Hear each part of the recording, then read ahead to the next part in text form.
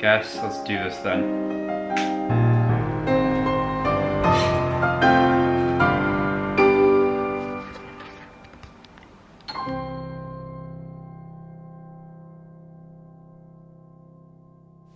Okay, let's get into this.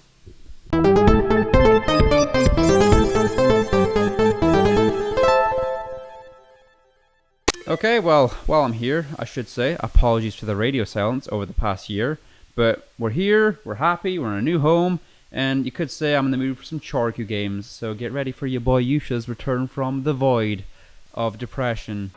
Choro Q games. These games, man, they're always such a breath of fresh air. I can count on them being there for me when I come crawling back. It brings me back to a simpler time in my life as a YouTuber, so it's always such a fun and enlightening experience to come back to. So first, let's clear up some confusion, and I feel like we do this every time. The name, Penny Racers. Yes, we've covered a Penny Racers before, on PS2. This one, however, is on the Nintendo 64, and as such, I've called on some special help to help educate you all on this subject, so take it away, artist formerly known as FreeXax.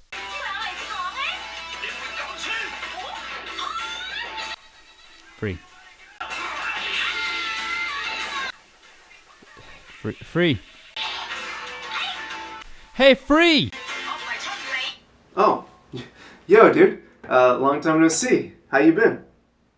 What? You know, we've already talked about this. You know, the video. We're doing a video? Yeah. About penny racers. But you already talked about penny racers.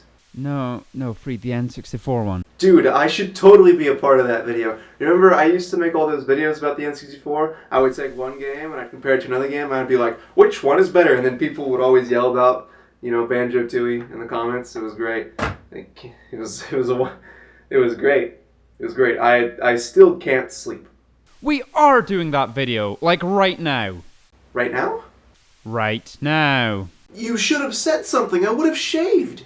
I did say something! That's why I shaved. We have penny racers on both N64 and PS2, but technically the one in Japan is called Choro Q 64, while the one on the PS2 is its own thing entirely. It's not actually even a port of the N64 version. Takara, if you intend on still making these Choro Q games, then make sure that who's in charge of naming the localizations is fired into the depths of space. Speaking of penny racers for the PS2, there might actually be a video on this channel which kind of, you know, talks about that thing. Maybe you can go and find it. We'll wait. I mean, we won't. The video is going to keep going on, but feel free to like go like in the description, and there'll be a thing where it says like penny racers for the PS2. This is the link that FreeXax is sending you to. I'll give you a little. Penny Racers on N64 and PS2 are different games, yet they are similar since both are strictly racing games with an emphasis on switching out parts before a race, which is usually done entirely through menus unlike everyone's favorite trifecta of RPG titles within the series. And to clear up any confusion, I'm going to refer to Penny Racers for the N64 by Choro Q 64 from now on, because I'm a dirty weeb who lives in Japan, and I'm tired of saying Penny Racers for the N64. Also, Yuusha is paying me by the word, and I'm not sure if he can afford it. Wait, I'm not paying you. You son of a bitch. So, anyway, let's take a look at what is thus far the oldest Choro Q title I've ever covered, Choro Q 64, which is effectively the precursor to Penny Racers since it's all about the racing. Like any Choro Q game we've come to see up until this point, it comes out the gate strong by bombarding you with its own flavour of MIDI music that never fails to have that distinctive Choro Q sound.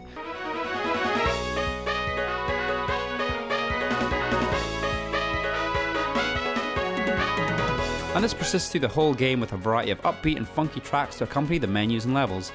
One thing we can definitely give Choro Q 64 and the series as a whole is that these games have always tried in some aspects to be inventive. I mean, this is on the N64 and it has a whole track creator included. It's pretty basic and I don't really care for it, but they at least bothered to put it in there. Visually, the game sets itself apart from what we're used to by having a very cartoony look. Models are less detailed but have nicely drawn textures to help give the game a distinctive look. And this works extremely well in my opinion. It's a great example of choosing aesthetics that work well within your limitations. Something which I think benefits Choro Q 64. Comparing the visuals of Choro Q 64 to the likes of Gadget Racers or Road Trip Adventure for instance, there's something less visually distinct about the PS2 games compared to 64.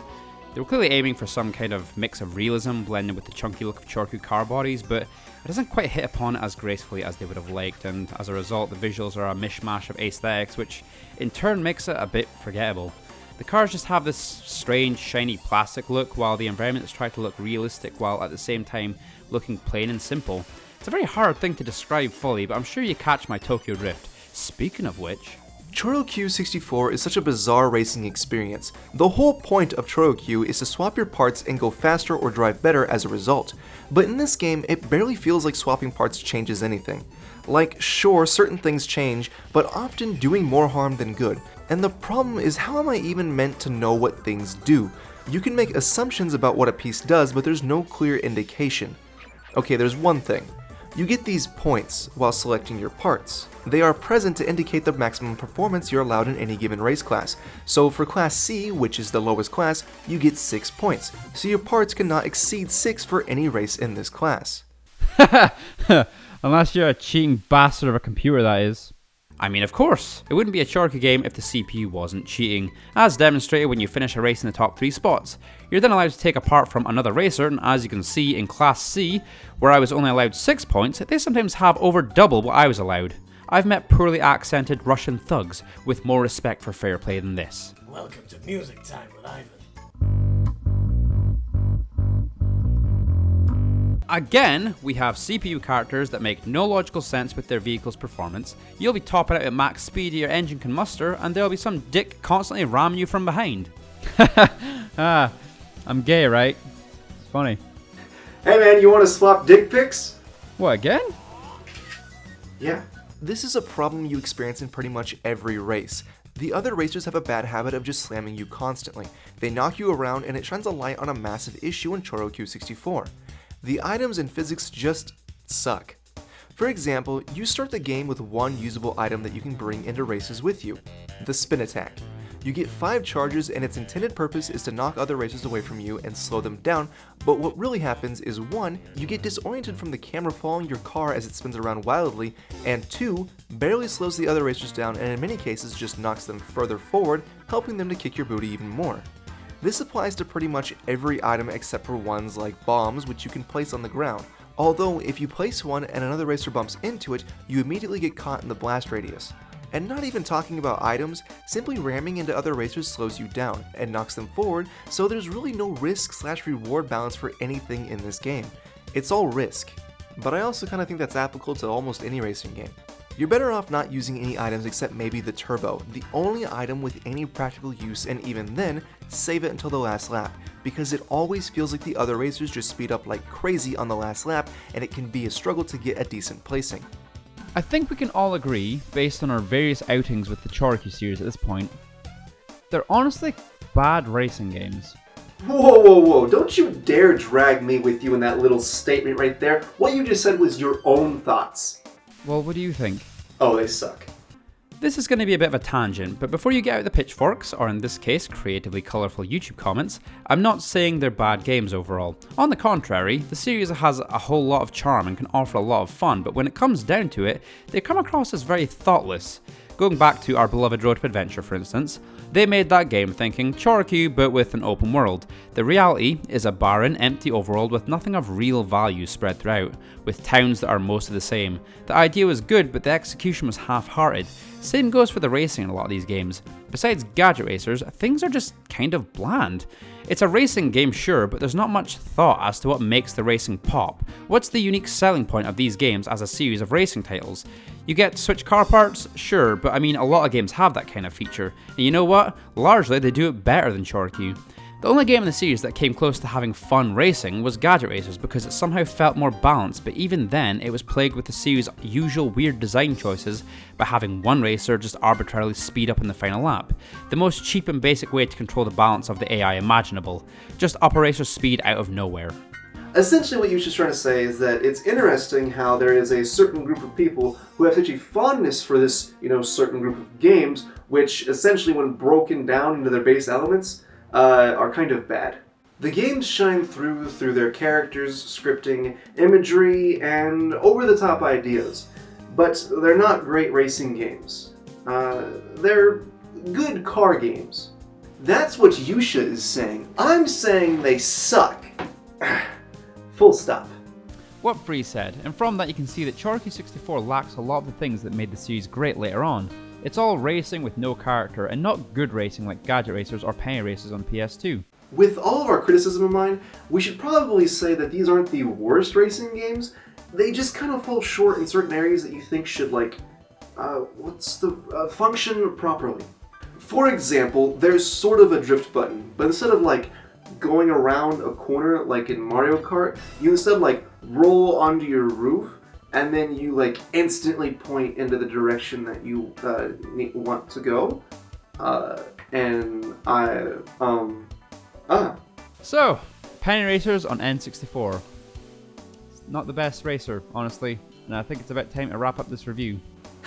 Hey, whoa. What? Aren't you forgetting why you invited me to this review in the first place? Oh, yeah, the sequel. The sequel, Choro Q 64, Hacha Mecha Grand Prix Race. It was the sequel only released in Japan. So, any better than Penny Racers? Nah. Pretty much everything that we've already said you can say about that. It might just be a little bit easier. Or I'm better at Choro Q than you. So, it sucks. So, if you want a straight up racing experience without the RPG elements, play the PS2 version. If you want the optimal car RPG experience, play Gadget Racers. Or, if you want to wrestle a pasty white boy, try Free. Oh,